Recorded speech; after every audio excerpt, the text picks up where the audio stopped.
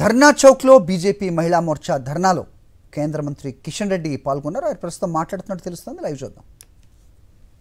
10 సంవత్సరాలు పూర్తయినా ఇంకా తెలంగాణ పేరు మీద రేషన్ కార్డులు కూడా ఇచ్చుకోలేనటువంటి మరి దుర్వ్యవస్థలో ఈరోజు మనం ఉన్నాం. ఇస్తా ఇగో ఆగో అంటూ కేసీఆర్ గారు 10 సంవత్సరాలు వాయిదా వేశారు. ఈయన వచ్చి 7 నెలలు దాటినా ఈయన కూడా రేషన్ కార్డులు ఇవ్వడం లేదు. ఖర్చు మాది, భారం మాది, కార్డులు ఇవ్వడానికి మీకు ఎందుకు బాధ అని అడుగుతా ఉన్నాను. అంతేకాకుండా ఈరోజు అంగన్వాడీ టీచర్స్ ఉన్నారు. అంగన్వాడీ టీచర్స్ ఆందోళన చేస్తూ ఉన్నారు. మహిళల మీద అత్యాచారాలు పెరుగుతూ ఉన్నాయి. రైతుల రుణమాఫీ చేస్తామని చేయని కారణంగా రైతులు ఆత్మహత్యలు చేసుకుంటున్నారు. నిరుద్యోగ యువకులు మరి జాబ్ క్యాలెండర్ ప్రకటించిన ఆ యొక్క జాబ్ క్యాలెండరు ఎన్నికలకు ముందు ప్రకటించారు తప్ప పేపర్లలో ఇచ్చాడని పలానా రోజు మేము టీచర్ ఉద్యోగాలు భర్తీ చేస్తాం, పలానా రోజు గ్రూప్ 1 ఉద్యోగాలు భర్తీ చేస్తాం, పలానా రోజు క్లాస్ 4 ఎంప్లాయీస్ ఉద్యోగాలు భర్తీ చేస్తాం, పలానా రోజు లెక్చరర్స్ ఉద్యోగాలు భర్తీ చేస్తాం ఎలక్షన్స్ ముందు చెప్పాడు. సోనియా గాంధీ ఉత్తరం రాసింది మీ అందరికీ, మీకు తెలుసుకోలేదు. ఆమె సంతకంతో సోనియా గాంధీ ఉత్తరం రాసింది. ఇది తెలంగాణ సోనియమ్మ తల్లి ఇస్తున్నటువంటి మాట. ఈ 6 గ్యారంటీలు మీరు కాంగ్రెస్ పార్టీ కోటేస్తే ఈ 6 గ్యారంటీలు కూడా 100 రోజులు అమలు చేస్తానని సోనియా గాంధీ ఇంటింటికి ఉత్తరం రాసింది. కానీ సోనియా గాంధీ ఎక్కడ పోయిందో తెలియదు, ఆ ఉత్తరం ఎక్కడ పోయిందో తెలియదు. ఇచ్చినటువంటి 6 గ్యారంటీలు మాత్రం ఆగమైపోయినాయి. 6 గ్యారంటీలు మాత్రం ఆగమైపోయినాయి. అందుకే మోడీ గారు చెప్తా ఉన్నారు, కాంగ్రెస్ పార్టీ ఇచ్చినటువంటి గ్యారంటీలు అమలు చేసేటువంటి పరిస్థితుల్లో లేదు. గ్యారంటీల పేరుతో కాంగ్రెస్ పార్టీ గారడీ చేసి ఎన్నికల్లో గెలిచింది తప్ప ఈరోజు గ్యారంటీలు అమలు చేసేటువంటి పరిస్థితుల్లో కాంగ్రెస్ పార్టీ లేదు.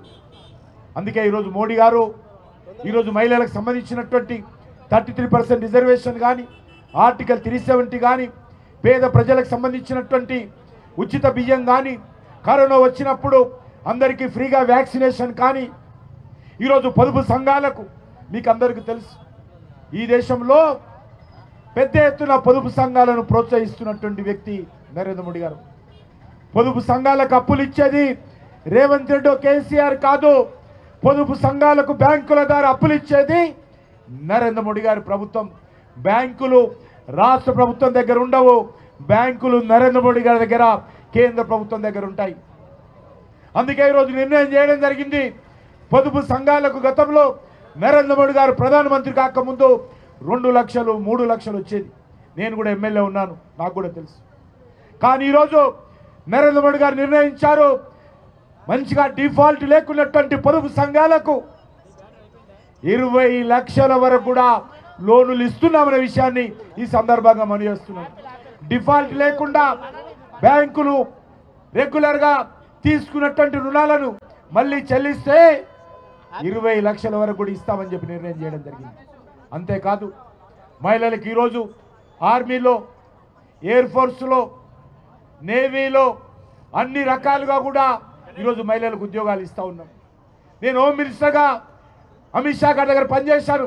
నేను బార్డర్ ఏరియాలో తిరుగుతున్నప్పుడు బార్డర్ సెక్యూరిటీ ఫోర్స్లో అమ్మాయిలు 50 డిగ్రీల ఎండలో కావచ్చు, మైనస్ చలిలో కూడా భుజం మీద AK-47 పెట్టుకొని అర్ధరాత్రి కూడా భారత సరిహద్దులు కాపాడుతున్నటువంటి చరిత్ర ఈరోజు మన భారతీయ మహిళల్లో కనిపిస్తూ ఉంది.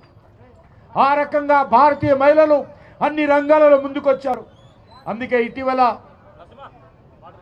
26 జనవరి భారత గణతంత్ర దినోత్సవం రోజు అక్కడ జరిగేటువంటి పరేడ్ కార్యక్రమం ఏదైతే ఉంటుందో ఆ పరేడ్ కార్యక్రమం అంతా కూడా మహిళల నేతృత్వంలోనే, మహిళల ద్వారానే నరేంద్ర మోడీ గారి నాయకత్వంలో ఆ యొక్క రిపబ్లిక్ పరేడ్ను మహిళలకు డెడికేట్ చేస్తూ మహిళలందరూ కూడా అద్భుతమైనటువంటి పరేడ్ చేయడం జరిగింది.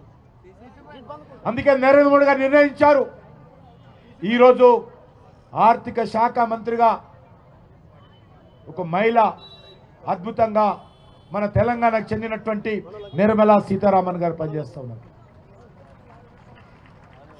గత 7 సార్లు వరుసగా ఒక మహిళ భారతదేశానికి సంబంధించినటువంటి బడ్జెట్ పెట్టినటువంటి ఘనత ఈరోజు భారతీయ జనతా పార్టీకి దక్కుతుంది. ఈ నెల 27వ తేదీన మళ్ళీ ఈ సంవత్సరానికి సంబంధించి బడ్జెట్ మన తెలంగాణ ఆడబిడ్డగా, మన తెలంగాణకు సంబంధించినటువంటి వ్యక్తిగా నిర్మలా సీతారామన్ గారు మరి పార్లమెంటులో బడ్జెట్ పెట్టబోతా ఉన్నారనే విషయాన్ని సందర్భంగా మనవి వస్తుంది. ఈ నెల 23వ తేదీ. అంతకుముందు మీకు తెలుసు, నిర్మలా సీతారామన్ గారిని డిఫెన్స్ మినిస్టర్గా కూడా వారు పనిచేయడం జరిగింది. స్వర్గీయ సుష్మా స్వరాజ్ గారు ఏదైతే తెలంగాణ కోసం పోరాటం చేసిందో, సుష్మా స్వరాజ్ గారు విదేశాంగ మంత్రి కూడా పనిచేయడం జరిగింది. ఈరోజు అత్యధికమైనటువంటి పార్లమెంట్ సభ్యులు భారతీయ జనతా పార్టీ తరఫున గెలిచారు. దేశంలో అత్యధికమైనటువంటి మహిళా ఎమ్మెల్యేలు భారతీయ జనతా పార్టీ ద్వారా ఉన్నారు.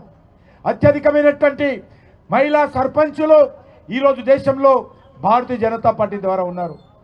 అత్యధికమైనటువంటి ఎమ్మెల్సీలు ఈరోజు భారతీయ జనతా పార్టీ ద్వారా ఉన్నారు. రానున్న రోజుల్లో ఎవరి దయాదాక్షిణ్యాల మీద ఆధారపడకుండా